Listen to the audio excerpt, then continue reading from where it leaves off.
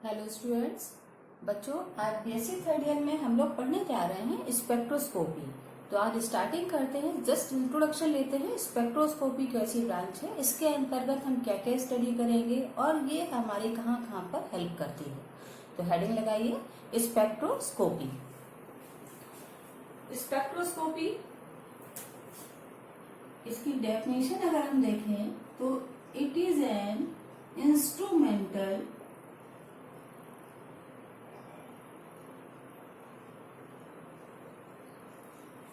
instrumental technique through which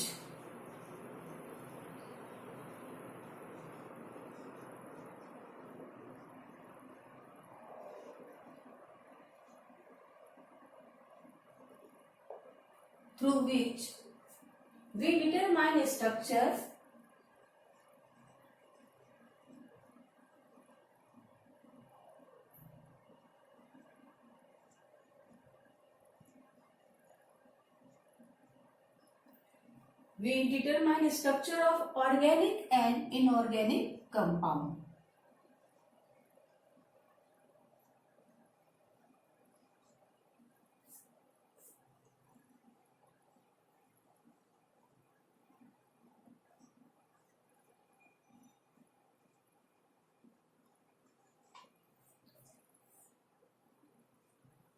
By using electromagnetic radiation.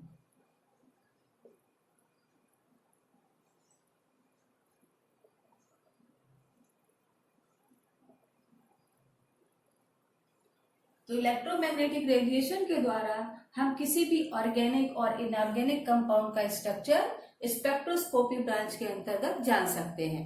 हम पता लगा सकते हैं कि कंपाउंड हमारा अल्कोहल है कि फिनॉल है कि एसिड है, उसमें कौन सा ग्रुप लगा हुआ है। अगर कार्बोक्सिलिक ग्रुप है तो ये फंक्शनल ग्रुप, इसकी रेडिएशन अलग आएंगी। अगर अल्कोहलिक ग्रुप है, इसकी रेडिएशन, इसका ग्राफ जब देखेंगे तो अलग होगा। इसी प्रकार से एल्डिहाइड ग्रुप देखें तो हर एक में अलग ग्राफ आएगा, जिससे हमको उसके पॉइंट से, उसके पीक से पता लग जाएगा कि फंक्शनल ग्रुप कौन सा लगा हुआ है। तो ये पता करने के लिए जो अननोन कंपाउंड है उसके लिए स्पेक्ट्रोस्कोपी ब्रांच बहुत ज्यादा हेल्प करती है। तो जो स्पेक्ट्रोस्कोपी हम लोग आज आगे स्टडी करेंगे, पहले है मास स्पेक्ट्रोस्कोपी। मास स्पेक्ट्रोस्कोपी और इलेक्ट्रोमैग्नेटिक रेडिएशन।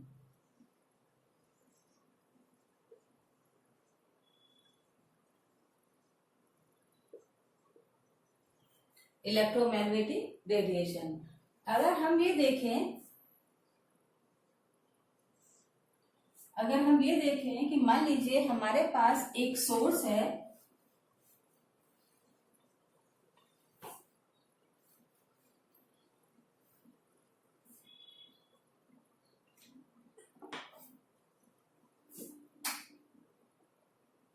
यहाँ हमने सोर्स ऑफ लाइट ले लिया है और यहां से एक रेज जा रही है, जहां पर हमारे पास एक डिटेक्टर लगा हुआ है।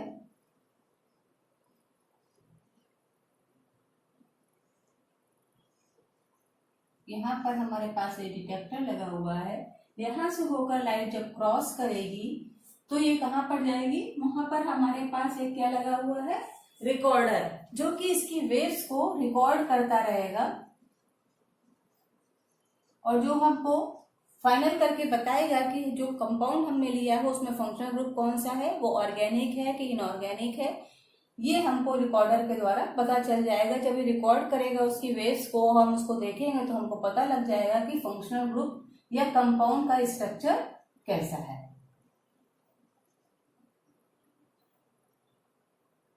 कंपाउंड का क्या पता लग जाएगा, फंक्शनल ग्रुप और structure and structure.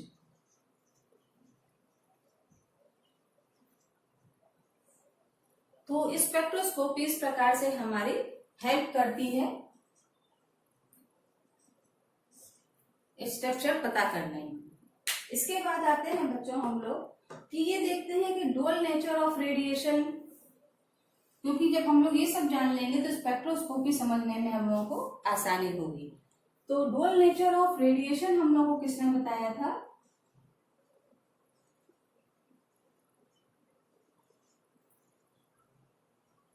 Of radiation, ये हम लोग को बताया आइंस्टाइन ने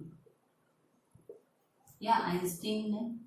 ठीक, फिर उसके बाद आगे बढ़े तो dual nature of matter,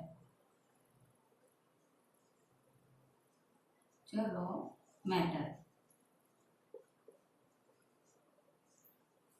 dual nature of matter, इसकी स्टडी किसने की? De Broglie. ये एक साइंटिस्ट थे जिन्होंने बताया मैटर का डुअल नेचर होता है, वह तरंगों के रूप में और मैटर के रूप में दोनों अवस्था में रह सकता है। फिर dual nature of electron,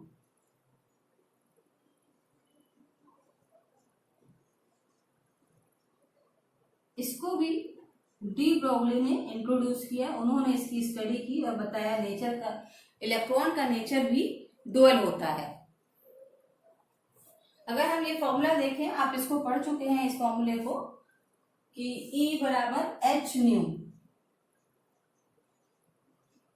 new यहाँ पे क्या है? न्यू यहाँ पर फ्रीक्वेंसी है, एच यहाँ पर क्या है? प्लैंक कांस्टेंट है। ठीक, E यहाँ पर क्या है? एनर्जी है। राइट, अगर इस फॉर्मूले में हम देखें और प्लैंक कांस्टेंट की वैल्यू कितनी होती है बच्चों? प्लैंक कांस्टेंट की वैल्यू होती है 6.626 इंटू 10⁻⁻34। ये होती है प्लैंक कांस्टेंट की वैल्यू। अब न्यू यहाँ पे लिखा हुआ है, हमने इसको बिगाड़ देती हूँ।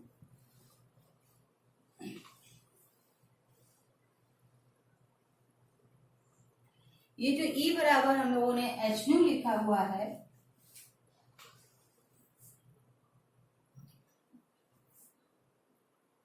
तो E बराबर होता है SC अपॉन लैम्डा। अगर हम जो है न्यू की जगह वैल्यू रख दें C अपॉन लैम्डा, तो E बराबर हो जाएगा H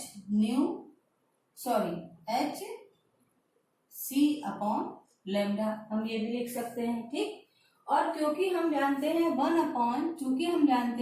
upon lambda is equal to होता है न्यू के बराबर।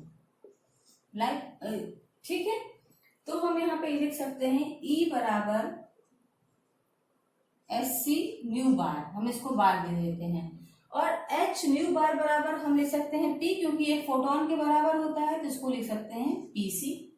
ठीक, तो E बराबर हो गया PC। इसकी यूनिट होती है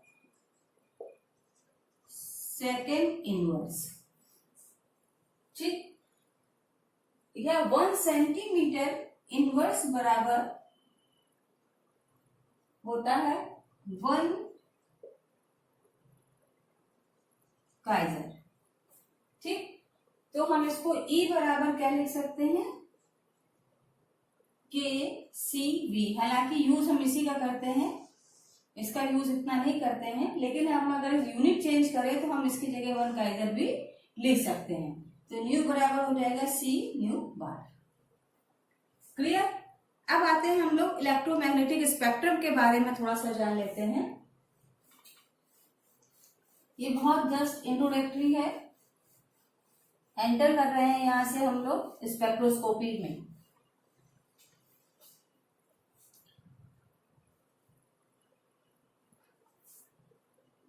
electromagnetic spectrum,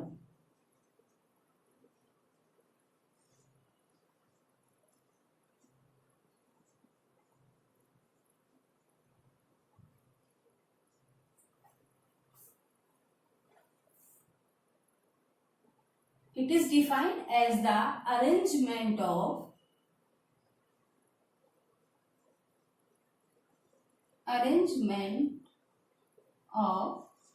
electromagnetic radiation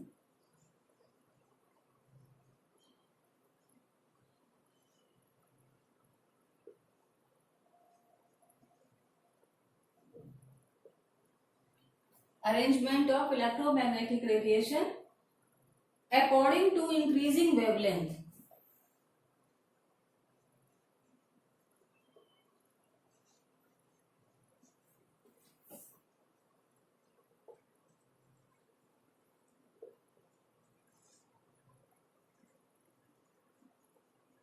wavelength को लैम्डा से शो करते हैं बच्चों, तो यहाँ लैम्डा लिख देते हैं।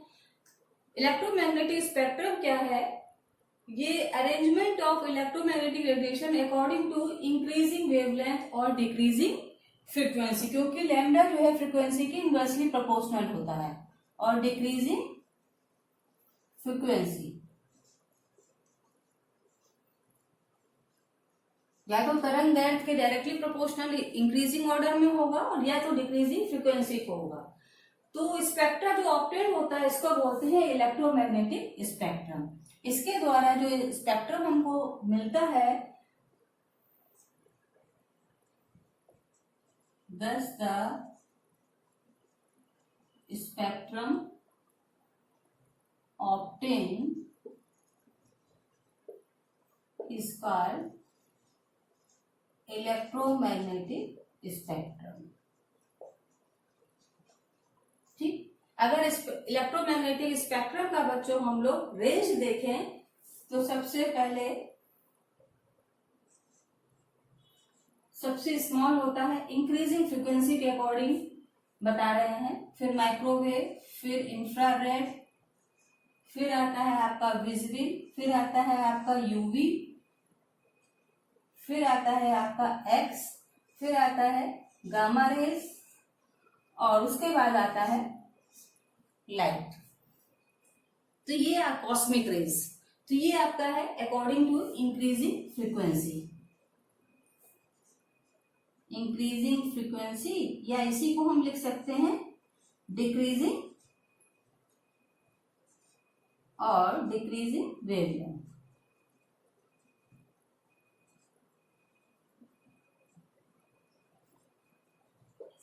ये आपको याद होना चाहिए कि सबसे इस तरफ सबसे ज्यादा कौन सी रेज आती है और सबसे लास्ट में कौन सी आती है, इनकी रेंज आपको याद कर सकते हैं आप। सबसे डिक्रीजिंग में है आपकी रेडियो वेव और सबसे आखिरी में है कॉस्मिक रेज।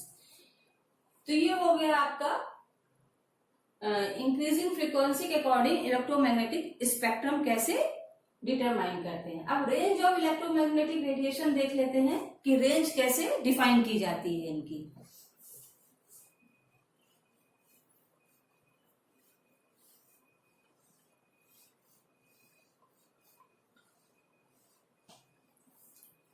रेंज अगर हम देखें बच्चों तो यहां पर हम रेंज लिख लेते हैं, रेंज ऑफ इलेक्ट्रोमैग्नेटिक रेडिएशन। यहाँ स्पेक्ट्रोस्कोपी टेक्निक,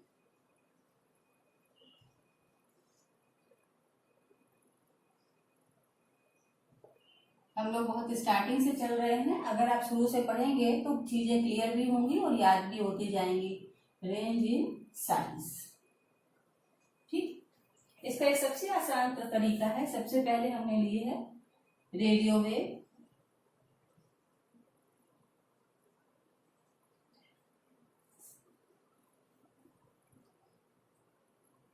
इसको लेते हैं हम लोग हर्ट्ज में, यूनिट जो यूज करेंगे वो होगी हर्ट्ज। दूसरी है माइक्रोवेव, दूसरी रेंज है माइक्रोवेव, इसको NMR और ESR से डिटरमाइन करते हैं। इसकी रेंज है 3 × 10⁶ से लेकर 3 × 10⁻10 हर्ट्ज, ठीक। फिर है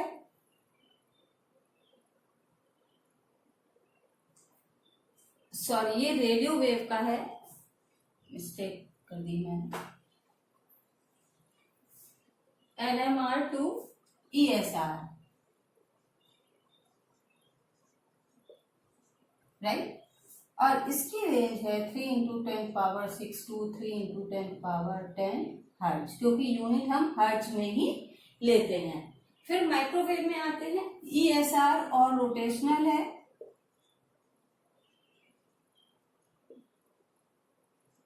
रोटेशनल है, और जहां पर ये रेंज खत्म होगी दूसरी रेंज वहीं से स्टार्ट होगी, तो आपको याद करने में प्रॉब्लम नहीं होगी। और दो दो हमें बढ़ाते जाना है, यहाँ पे 10 था तो 12, बस दो दो रेंज बढ़ाते जाएंगे तो आप उसमें आगे अपने आप बढ़ते चले जाएंगे। IR, इंफ्रारेड, ये वाइब्रेशनल है। अब यहाँ पे क्या करना है, 3 इंटू 10 पावर 12 से लेके 3 इंटू 10 पावर 14 तक आ जाएंगे। हर्ट्ज तो यूनिट है, ये सब में कॉमन रहेगी। ऐसे ही विजिबल रीजन आ जाइए।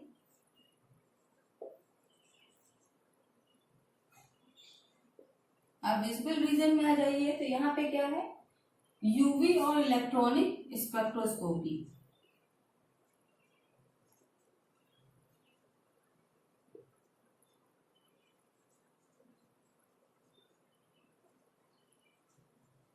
यूवी और इलेक्ट्रॉनिक स्पेक्ट्रोस्कोपी में आ जाइए। अब 14 से आप 16 पे आ जाएंगे, दो दो आपको बढ़ाते जाना है। पहला अगर आपको याद है तो बाकी याद करने में आपको प्रॉब्लम नहीं होगी, ठीक है। अब यूवी इसमें आ गया है तो फिफ्थ में हम फिर आ जाते हैं यूवी में, अल्ट्रावायलेट। ये भी इलेक्ट्रॉनिक स्पेक्ट्रोस्कोपी से ही होगा, जो ये ऊपर दिया हुआ है, और इसकी रेंज क्योंकि 14 से 16 के बीच की है, 15 में आ जाएगी। एक्सरे आता है नेक्स्ट, एक्सरेज, ये भी इलेक्ट्रॉनिक स्पेक्ट्रोस्कोपी से ही देखा जाता है। इसकी रेंज 16 टू 18 हो गई, 10 पावर 18, यहाँ 16 था, 16 टू 18। अब गामा रेज में अगर हम आए,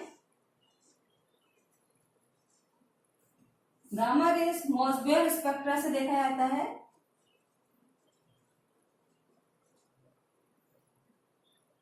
मॉसबेयर स्पेक्ट्रम, और इसकी रेंज 18 टू 20। लास्ट हमारा रह गया है, लास्ट हमारा क्या रह गया है बच्चों, कॉस्मिक रेज। तो अगर हम कॉस्मिक रेज देखें,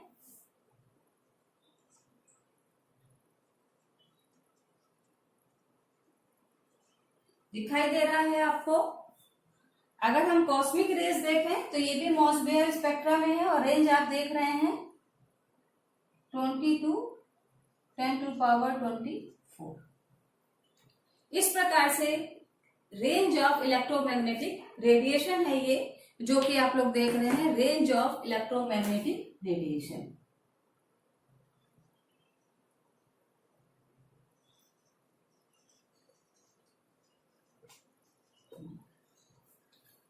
तो ये बच्चों जस्ट इंट्रोडक्टरी था आपके लिए। नेक्स्ट टाइम पे इस टॉपिक को थोड़ा सा आगे बढ़ाएंगे। Have a nice day.